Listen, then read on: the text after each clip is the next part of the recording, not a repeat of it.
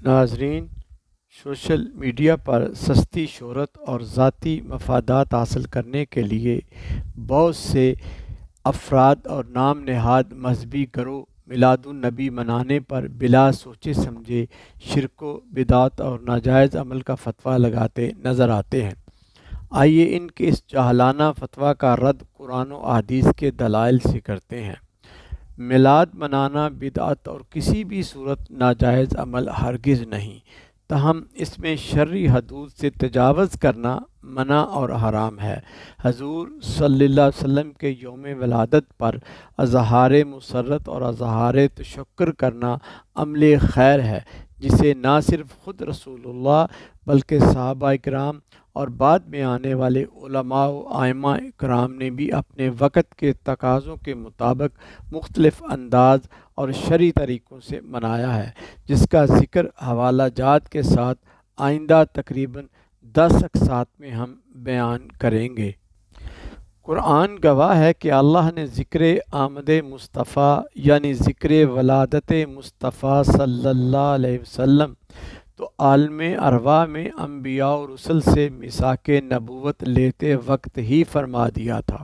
اور صحاح کی احادیث میں خود آقا کے متعدد اقوال و افعال اس پر گواہ ہیں کہ حضور نے اپنے یوم ولادت کا اظہار کسی نہ کسی خاص عمل سے، جیسے روزہ رکھ کر، ولادت و بعثت کا تذکرہ فرما کر کیا کرتے تھے،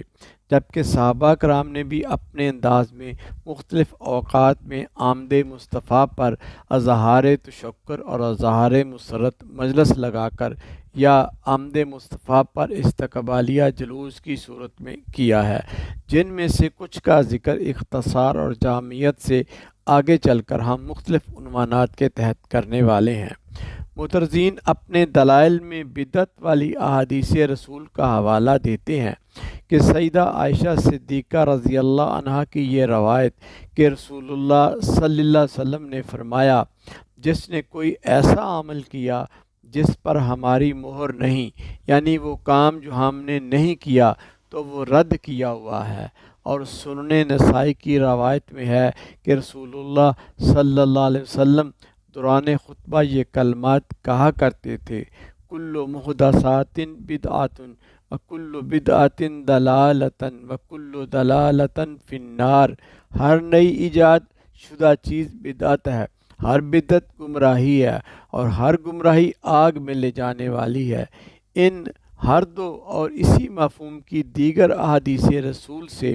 مراد نئی چیز یا نیا کام وہ ہے جو دین کے اصول و قواعد کے مطابق نہ ہو اور شریعت میں اس فعل سے منع کیا گیا ہو، اس کو بدعت گمراہی کہا جائے گا، وگرنہ دین میں اسلامی حدود میں رہ کر کیے جانے والے کسی بھی نئے عمل سے منع نہیں کیا گیا، بلکہ وہ مستحب اور اجر کا باعث ہوتا ہے، تاکہ اس خاص عمل کی شرعی اعتبار سے ممانعت نہ آئی ہو۔ میرے آقا صلی اللہ علیہ وسلم کا فرمان عالی شان درج بالا شرعی اصول و ضوابط پر سند ہے۔ جریر رضی اللہ عنہ سے روایت ہے کہ حضور صلی اللہ علیہ وسلم نے فرمایا کہ جس شخص نے اسلام میں کوئی نیا اچھا طریقہ شروع کیا اور اس کے لیے اس اچھائی کا ثواب ہے، اور جو اس اچھے طریقے پر اس کے بعد چلیں گے ان کا ثواب بھی۔ معلوم ہوا دین میں کوئی ایسا نیا طریقہ اپنانا